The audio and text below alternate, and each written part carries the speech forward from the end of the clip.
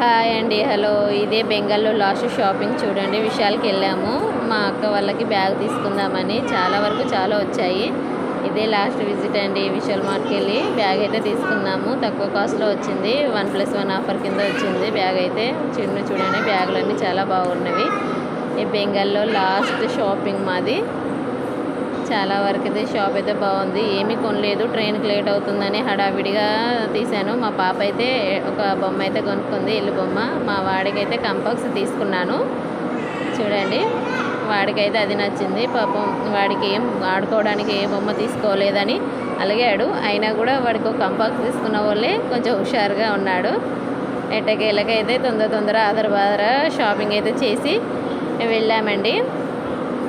చాలా వరకు అయితే కొంచెం టెన్షన్ అయిపోయింది. ట్రైన్కి లేట్ అవుతామేమో, అంతమో లేదో అన్న హడావిడిలో అయిపోయింది.